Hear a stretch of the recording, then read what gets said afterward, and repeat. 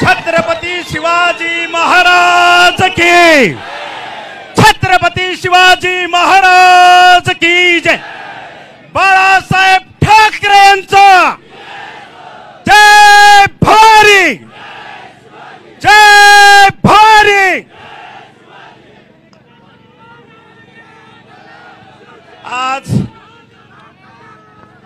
महाराष्ट्राचे आराध्य दैवत कुलस्वामिनी तुळजाभवानी, भारताचं हिंदू हृदय सम्राट बाळासाहेबजी ठाकरे, भारताचे पंतप्रधान नरेंद्र भाई मोदी,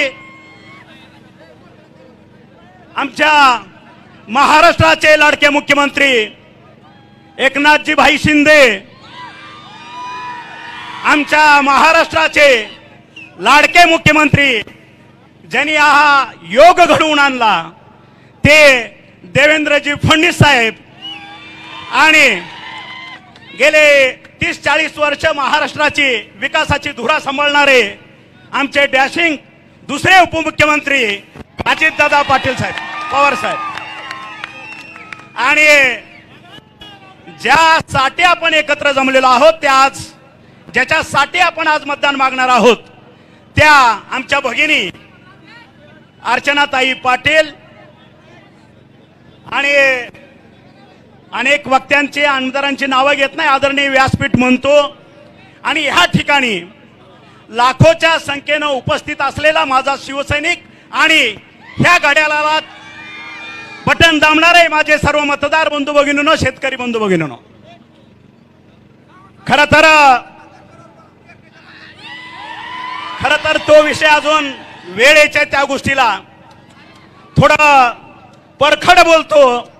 महाराष्ट्राचे उपमुख्यमंत्री अजितदादा ह्या ठिकाणी आहेत, राणा जगजित सिंग आहेत। ह्या ठिकाणी प्रचार हा जानेवारीमध्ये सुरू झालेला आहे महायुतीचा। धनंजय सावंत ह्या ठिकाणी 26 जानेवारीला आपल्या ह्या ठिकाणच्या उमेदवार कुठला का असेना महायुतीचा, त्या ठिकाणी 26 जानेवारीपासून प्रचार आम्ही ह्या ठिकाणी चालू केलेला होता। हा मतदार पारंपरिक पद्धतीनं हा कडवट शिवसैनिकांचा मतदार आहे, कडवट शिवसैनिकांचा मतदार आहे। तो बहाणा कधीही सोडणार नाही, हा मतदार आहे। तरी सुद्धा आमच्या मुख्यमंत्र्यांनी, आमचे उपमुख्यमंत्री देवेंद्र फडणवीस साहेब आणि आमचे अजितदादा या 3 नेत्यांनी बसून निर्णय घेतला की ह्या वेळेस हा मतदारसंघ महायुतीतच पण हा घड्याळाला सोडायचा। आणि म्हणून माझ्या तमाम धाराशिव जिल्ह्यातल्या शिवसैनिकांना नम्र आणि कळकळीची विनंती आहे, ज्या वेळेस पुढच्या व्यासपीठावर येऊ त्या वेळेस समोरच्याचा फडशा पडल्याशिवाय मी स्वस्थ बसणार नाही, हा नंतरचा भाग आहे। पण त्याच्या अगोदर अशाच पद्धतीने जर माझ्या शिवसेनेचा एक मतदारसंघ कमी होत राहिला तर हा शिवसैनिक आणि आम्ही स्वतः कधीही सहन करणार नाही, आज या ठिकाणी सांगतोय। हे लक्षात असलं पाहिजे, कारण हा पारंपरिक मतदारसंघ शिवसेनेचा, ह्या ठिकाणी 8 वेळा शिवसेनेचा खासदार निवडून गेलेला आहे, 1 वेळा राष्ट्रवादीने, 1 वेळा या ठिकाणी काँग्रेस झालेला आहे। हा माझ्या तमाम शिवसैनिकांवरती अन्याय। पण या ठिकाणी अब की बार 400 पार, आज विश्वनेता नरेंद्र भाई यांना आपल्याला पंतप्रधान करण्यासाठी आपलं दुःख विसरून माझ्या तमाम शिवसैनिकांना माझा मानाचा मुजरा आणि कळकळीची विनंती आहे की सगळ्यांच्या पुढे घड्याळांचे पदाधिकारी त्यांच्या सुद्धा पुढे जाऊन आपल्याला अर्चनाताईला ह्या ठिकाणी लीड द्यायचा, एवढं तुम्हाला आव्हान करतो। आणि वेळोवेळी समोरचे जे मतदान मागायला येतात त्यावेळेस त्या ठिकाणी हा तानाजी सावंत माझ्या भगिनीसाठी छातीचा कोट करून समोर उभा असेल, एवढंच आश्वासन देतो आणि 2 शब्द संपवतो। जय हिंद, जय महाराष्ट्र। आपल्या जिल्ह्याचे पालकमंत्री आणि मंत्रिमंडळातील आमचे सहकारी डॉक्टर तानाजीराव सावंत, दुसरे आमचे मंत्रिमंडळातील सहकारी संजय बनसोडेजी, माजी राज्यमंत्री राणा पाटील, तसंच उपस्थित असणारे पाशा पटेल, बसवराज पाटील, आमदार अभिमन्यू पवार, आमदार राजा राऊत, आमदार विक्रम काळे, आमदार सतीश चव्हाण, तसंच उपस्थित असणारे महेंद्र धुरगुडे, सुरेश पाटील, अमित शिंदे, संताजी चालुक्य, ज्यांनी आता आपल्या पक्षामध्ये प्रवेश केला ते अमित शिंदे, भाजपमध्ये प्रवेश केलेले आत्ताच आपल्या सगळ्यांच्या साक्षीने सुनील मधुकरराव चव्हाण, सुरेशराव बिराजदार, प्राध्यापक अफसर शेख, खलील पठाण, सुरजीत सिंह ठाकूर, अनेक राजकीय पक्षाचे नेतेगण इथं उपस्थित आहेत. महायुतीचे, तसंच महायुतीमध्ये भाजपा, शिवसेना, राष्ट्रवादी काँग्रेस पक्ष, रासप, त्यामध्ये मनसे, आरपीआय आठवले गट, आरपीआय खरात गट, कवाडेजी, अशा अनेक वेगवेगळ्या राजकीय पक्षाचे उपस्थित असणारे सर्व सन्माननीय अध्यक्ष, पदाधिकारी, माझ्या धाराशिव उस्मानाबाद जिल्ह्याच्या कानाकोपऱ्यातनं, माझ्या उशामधनं, माझ्या बार्शी परिसरातनं आलेले तमाम मतदार बंधू भगिनी, पत्रकार मित्र आणि माझ्या तरुण सहकाऱ्यांनो, आज आम्ही सगळेजण महायुतीच्या उमेदवार राष्ट्रवादी काँग्रेस पक्षाच्या अर्चना राणा पाटील यांचा उमेदवारी अर्ज भरण्याच्या करता आणि त्या निमित्तानं तुम्हाला संबोधित करण्याच्या करता आलोय. खरं तर भारतीय जनता पक्षाचे प्रांताध्यक्ष चंद्रशेखर बावनकुळेजी पण आलेले होते, परंतु आज 4:30 वाजता देशाचे पंतप्रधान नरेंद्र मोदीजी विदर्भात नागपूरला येणार आहेत आणि त्याच्यामुळे त्यांचं स्वागत करण्याच्या करता चंद्रशेखर बावनकुळे यांना जाणं क्रमप्राप्त होतं आणि त्याच्यामुळं अर्चनाताईंचा फॉर्म भरून आपल्याला सगळ्यांना शुभेच्छा देऊन ते पुढच्या कामाला गेलेले आहेत. त्याची नोंद कृपा करून सर्वांनी त्या ठिकाणी घ्यावी. मित्रांनो, आजपर्यंत मी अनेकदा माझ्या उस्मानाबादमध्ये, माझ्या धाराशिवमध्ये, माझ्या सासूरवाडीमध्ये आलोय, परंतु अशी अलोट गर्दी मी पहिल्यांदाच त्या ठिकाणी पाहतोय.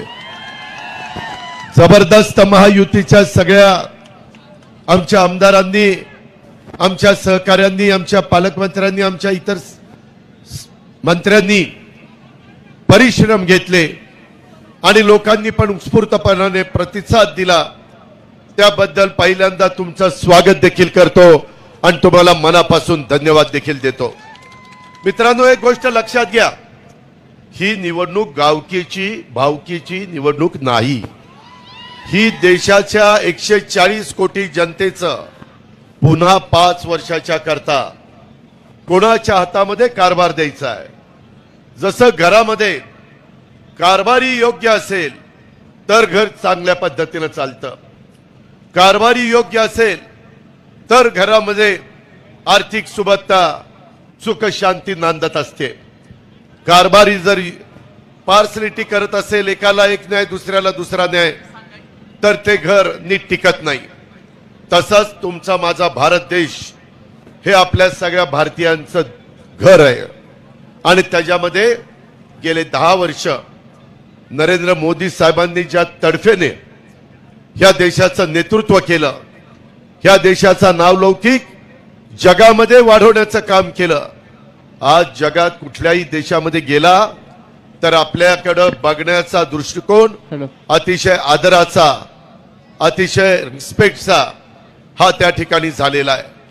आणि हे किमया कुणी केली तरी पंतप्रधान नरेंद्रभाई मोदींनी केलेली आहे. आज त्यांनी फक्त जगामध्ये आपला नावलौकिक वाढवला नाही, जगाशी संबंध चांगले ठेवले. त्याच्यामुळं वेगवेगळ्या जगातल्या देशांनी आपल्याला कधी कमी व्याजाने निधी लागला, उस्मानाबादकरांनो, धाराशिवकरांनो, 0.5% व्याजानी जपान गव्हर्नमेंट आपल्याला निधी देतं. त्याच्यातनं आपण जायका सारखे प्रकल्प, मोठे मोठे प्रकल्प आपल्या धाराशिव, बार्शी आणि माझ्या औसा परिसरामध्ये कुठल्याही भागात पाण्याचा प्रश्न बिकट आहे. मग तो शेतीचा पाण्याचा असेल, तो माझ्या पिण्याच्या पाण्याचा असेल, त्याच्याकरता हर घर नल अशा प्रकारची योजना मोदी साहेबांनी आणली. देशामध्ये सगळ्या राज्यांना पैसे दिले. जेवढे प्लॅन इस्टिमेट असेल 100 कोटी, 50 कोटी नरेंद्र मोदी साहेब पाठवतात, 50 कोटी ते राज्य शासन भरतं. 100 150 कोटी रुपयाच्या योजना ह्या त्यांच्या दूरच्या दृष्टीमुळे झालेल्या आहेत. आता नवीन कार्यक्रम त्यांनी दिलाय, 3 कोटी लोकांना घर बांधण्याचा कार्यक्रम. मित्रांनो, ह्याच्यामध्ये मागे माझा मागासवर्गीय आणि आदिवासी समाजाला घरं मिळायची, परंतु माझा भटका समाज, धनगर समाज असेल, माझा इतर ओबीसी समाज असेल, माझा अल्पसंख्याक समाज असेल, माझा बहुजन समाजातला गरीब वर्ग असेल, तो म्हणायचा अरे आम्ही पण गरीब आहे ना, आमची पण परिस्थिती घर बांधायची नाहीये, आमचाही विचार करा. आता मात्र नरेंद्र मोदी साहेबांनी सगळ्या जाती धर्माचा, गरिबांचा विचार केलेला आहे आणि त्यांना एक चांगल्या प्रकारचा निवारा 3 कोटी लोकांना देण्याचा, 3 कोटी घरं देण्याचा अशा पद्धतीचा निर्णय घेतलेला आहे. मित्रांनो, या तर वेळेस गरिबांना पाठीमागच्या काळामध्ये आम्ही सरकारमध्ये असताना एकदा आम्ही वीज माफी केली शेतीला, बसवराज पाटलांना आठवत असेल, सुशील कुमार शिंदे मुख्यमंत्री असताना. मित्रांनो, निवडणूक त्याच्यावर जिंकली आणि पहिलं एक बिल दिलं शून्याचं आणि लगेच पुन्हा एकदा पूर्वीसारखी बिलं द्यायला सुरुवात झाली. म्हणले परवडत नाही. मोदी साहेब कुठलंही काम करतात तो मागचा पुढचा विचार करून करतात. आता एकनाथराव शिंदे, देवेंद्र फडणवीस माझी ज्यावेळेस महाराष्ट्रामध्ये महत्वाच्या कार्यक्रमाच्या करता नरेंद्र मोदी येतात, त्यावेळेस राज्याचे प्रतिनिधी म्हणून आम्हाला त्यांच्याबरोबर बोलण्याची संधी मिळते, आम्ही चर्चा करतो, त्यावेळेस ते आम्हाला सांगत असतात. आणि म्हणून आता 300 युनिट पर्यंत जो गरीब वीज वापरतो त्याला इथून पुढं मोदींचं तिसऱ्यांदा सरकार आलं की मोफत 300 युनिट पर्यंत वीज मिळणार आहे, मोफत वीज मिळणार आहे. आमच्या शेतकऱ्यांच्या करता आमच्या सगळ्या पालकमंत्र्यांच्याकडे, मंत्र्यांच्याकडे, आमदारांकडे लोक येतात, म्हणतात आम्हाला 12 तासच वीज मिळते, आम्हाला दिवसा वीज पाहिजे. त्याकरता एकनाथराव शिंदे, आमचे देवेंद्र फडणवीस आणि आम्ही सगळ्यांनी सरकारमध्ये निर्णय घेतला, 8.5 लाख आपल्याला सोलरचे पंप द्यायचे. सूर्य उगवला सकाळी तुमचा पंप चालू, सूर्य मावळला शेतीचा पंप बंद आणि घरी जायचं. रात्री अपरात्री वेगवेगळ्या विंचू काट्याची भीती असती, सापाची भीती असती, काही भागामध्ये बिबट्यांची भीती असती. त्याकरता एक चांगला निर्णय हा महायुतीच्या सरकारने घेतलेला आहे. हे सरकार तुमचं आहे. एकनाथराव शिंदे सांध्यापासून बांध्यापर्यंत जाऊन सांगतात, अरे बाबांनो हे सरकार तुमचं आहे, शासन आपल्या दारी. आम्ही शेतकऱ्याच्या पोटी जन्माला आलेली मुलं आहोत आणि त्याच्यावर शेतकऱ्याची काय अडचण आहे, शेतकऱ्याचं दुःख काय, शेतकऱ्याला काय मदत केली पाहिजे. मगाशी पाशा पटेल साहेबांनी काही गोष्टीचा उल्लेख केला, त्यांचंही त्या क्षेत्रामध्ये चांगल्या पद्धतीचं काम आहे आणि म्हणून त्याही कामामध्ये अतिशय उत्तम पद्धतीनं माझ्या शेतकऱ्याला. आता तुमचं सोयाबीन निघालं, सोयाबीनचे भाव कमी होते. आम्ही एकनाथराव शिंदे, देवेंद्रजी, मी, तानाजीराव, संजय बनसोडे सगळ्यांनी कॅबिनेटमध्ये निर्णय घेतला. आमच्याकडे सगळी माहिती नव्हती, आचारसंहिता लागणार होती. त्यावेळेस आम्ही सगळ्यांनी ठरवलं 4,500 कोटी रुपये सोयाबीनचे दर घसरलेले आहेत, त्या माझ्या शेतकऱ्याला मदत करण्याच्या करता आपण तरतूद करून ठेवू. उद्याची आचारसंहिता संपल्यानंतर धाराशिवकरांनो, औसाकरांनो, बार्शीकरांनो, आम्ही त्याच्यामध्ये तुम्हाला मदत करणार आहे. तिकडे दानाला मदत केली, तिकडे वेगवेगळ्या ठिकाणी जो शेतकरी अडचणीत येईल त्याला मदत आम्ही करतो. आज दूध उत्पादक शेतकरी अडचणीत आहे, भाव फक्त 27 रुपये त्याला मिळतात.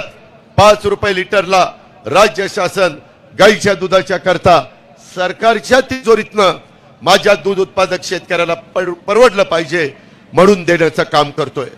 हे शेतकऱ्याचं सरकार आहे, हे तुमचं सरकार आहे. मित्रांनो, एवढंच नाही तर माग पीक विमा सगळे लोक कंटाळून जायचे.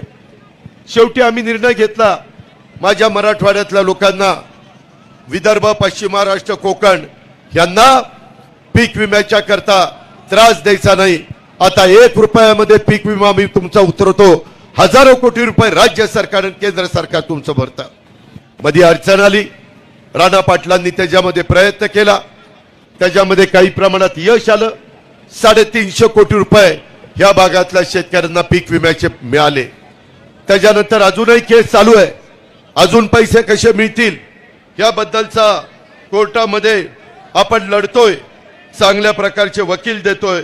मित्रांनो, एवढंच नाही तर आपण आता तुळजापूर, त्याच्या संदर्भातली धाराशिव आणि सोलापूर अशी जी रेल्वे 1000 कोटी रुपये लागत होते, मोदी साहेब म्हणले मी तुम्हाला ती रेल्वे देतो, 50% तुम्ही द्या, 50% राज्य सरकार.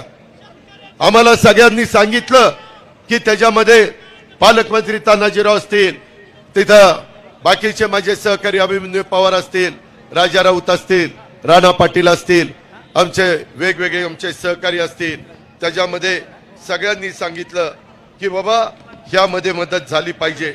आणि आमच्या उमरग्याच्या आमदारांनी देखील त्यामध्ये भूमिका मांडली आणि त्यांनी सांगितलं की दादा ही गोष्ट तुम्ही त्या बाबतीमध्ये दिली पाहिजे.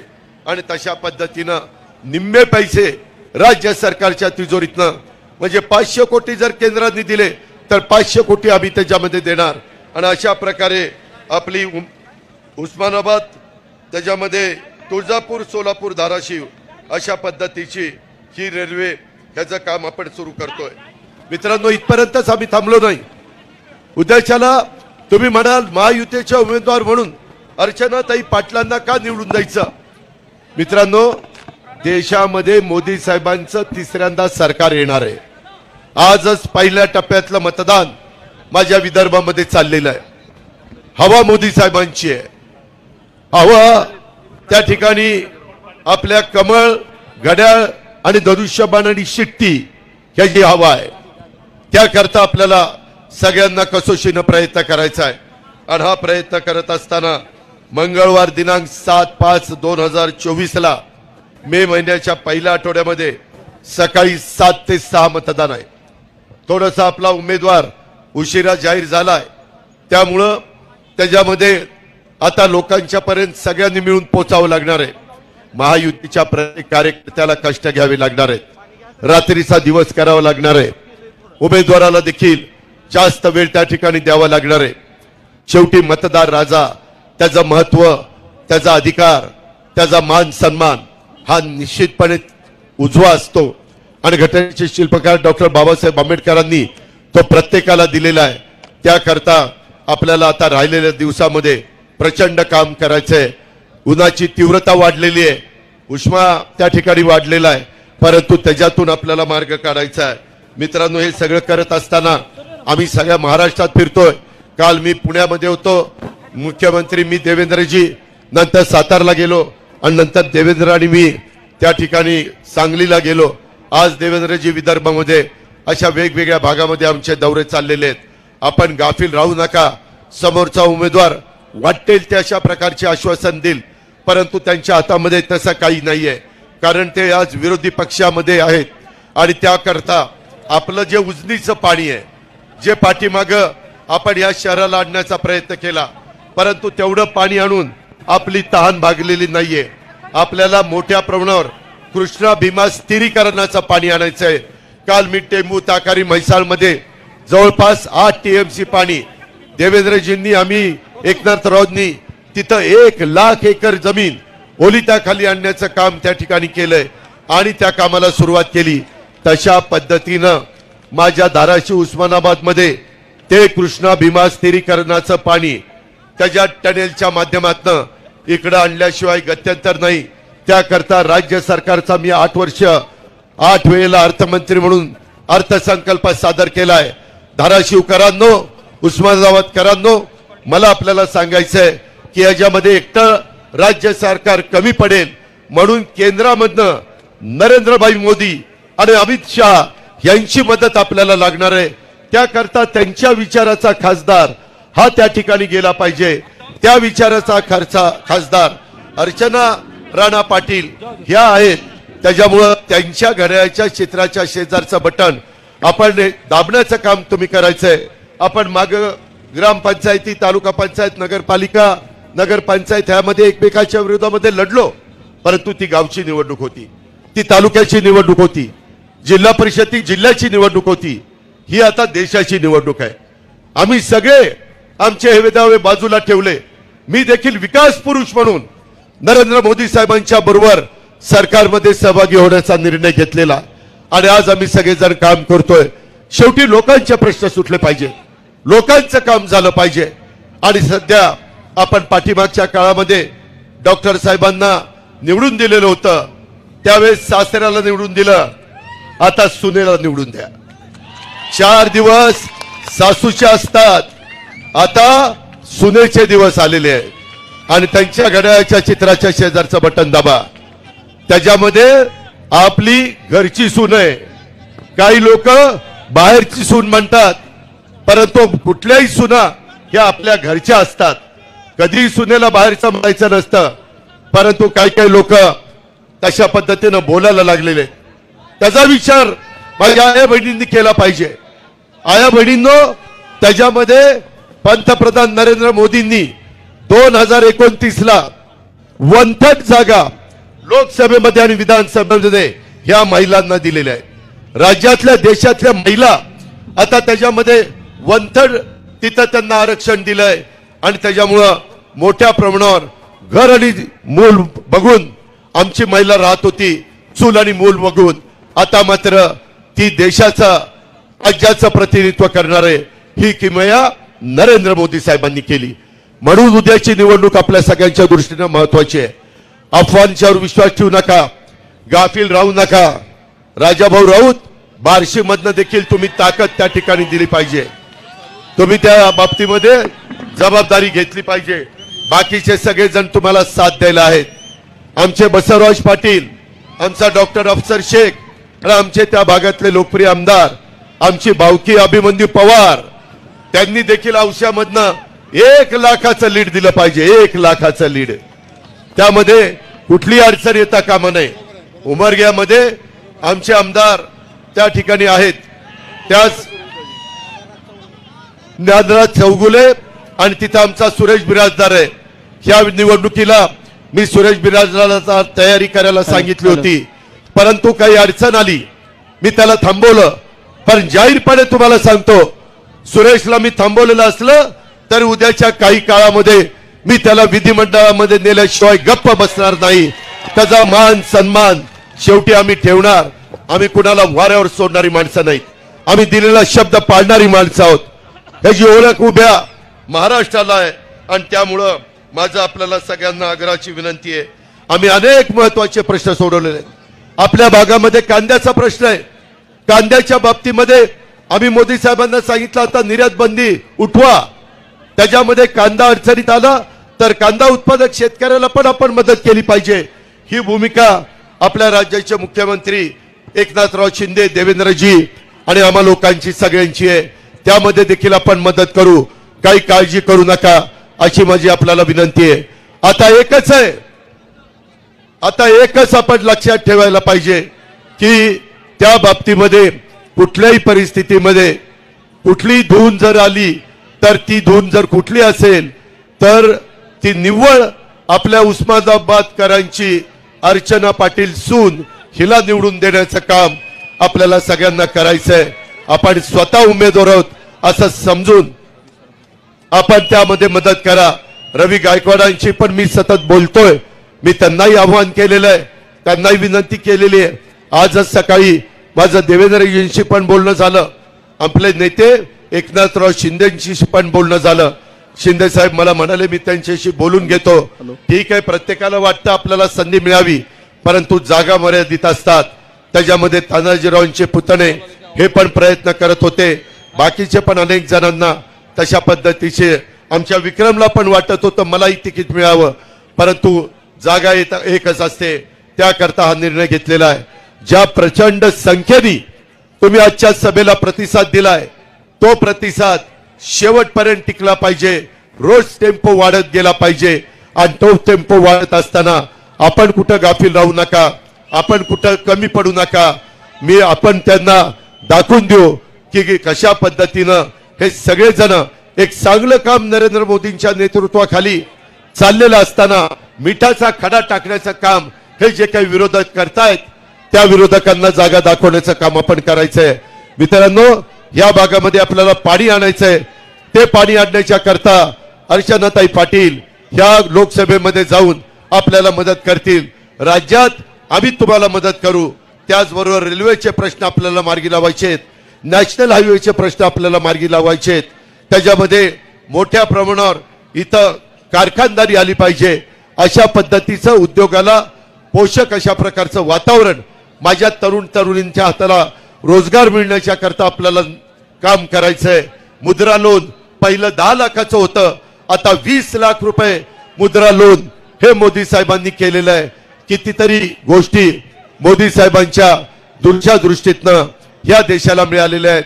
एका बाजूला मोदी आहेत आणि एका बाजूला राहुल गांधी आहेत. राहुल गांधीची कारकीर्द आठवा, कशा पद्धतीनं काम करतात. मोदींची कारकीर्द 10 वर्षाची आठवा. एक त्रयस्थ भारतीय म्हणून, एक त्रयस्थ धाराशिवकर म्हणून, त्रयस्थ बार्शीकर किंवा औसाकर म्हणून तुम्ही त्याच्यामध्ये लक्ष जर दिलं तर तुम्हाला मोदींचा चेहरा पुढे आल्याशिवाय राहणार नाही. त्याकरता आपण सगळ्यांनी एक दिलानी एक जीवानी आमची अर्चनाताई पाटलांना प्रचंड मताधिक्याने लोकसभेमध्ये पाठवण्याचा निर्णय त्या ठिकाणी घ्या. त्या निर्णयाच्या बद्दल आम्ही आपले सतत रूढी राहू. परंतु तुमचे म्हणजेच आपल्या धाराशिवचे, उस्मानाबादचे, माझ्या औशाचे आणि बार्शीचे प्रश्न सोडवण्याच्या करता राज्य सरकारमध्ये काम करत असताना एकनाथराव शिंदे, देवेंद्र फडणवीस, मी, तानाजीराव सावंत आणि आमचे संजय बनसोडे आणि बाकी मंत्री कुठं कमी पडणार नाही. दुष्काळाची पण तीव्रता आहे, त्याही बाबतीमध्ये तुम्हाला निधीच्या बाबतीत आम्ही कुठं वाऱ्यावर सोडणार नाही. अशा प्रकारची खात्री आणि विश्वास मी आपल्या सगळ्यांना देतो. विरोधी उमेदवार हा काही करू शकणार नाही, कारण त्यांच्या विचाराचं सरकार नाहीये. म्हणून आपली ही सगळी कामं मार्गी लावण्याच्या करता फक्त आणि फक्त महायुतीचे उमेदवार आणि घड्याळाचं चिन्ह हे आपण लक्षात घ्या. आता कमळाचं चिन्ह ह्यावेळेस नाहीये, आता धनुष्यबाणाचं चिन्ह नाहीये. आता घड्याळाला मत म्हणजेच धनुष्यबाणाला पोचणार आहे, म्हणजेच ते कमळाला पोचणार आहे, म्हणजेच ते आमच्या नरेंद्र मोदी साहेबांना पोचणार आहे, ते आमच्या एकनाथराव शिंदे साहेबांना पोचणार आहे. ह्याच्याबद्दलची जाणीव सगळ्यांनी त्या ठिकाणी ठेवावी. आपले राज ठाकरे साहेबांनी बिनशर्त पाठिंबा मनसेनी ह्या सगळ्या महायुतीला दिला, त्याबद्दल राज ठाकरेंना पण मी धन्यवाद देतो आणि बाकीच्या पण माझ्या मित्रांनी पाठिंबा दिल्याबद्दल महायुतीला त्यांचेही मी मनापासून आभार मानतो आणि आपल्या सगळ्यांची रजा घेतो. जय हिंद, जय महाराष्ट्र.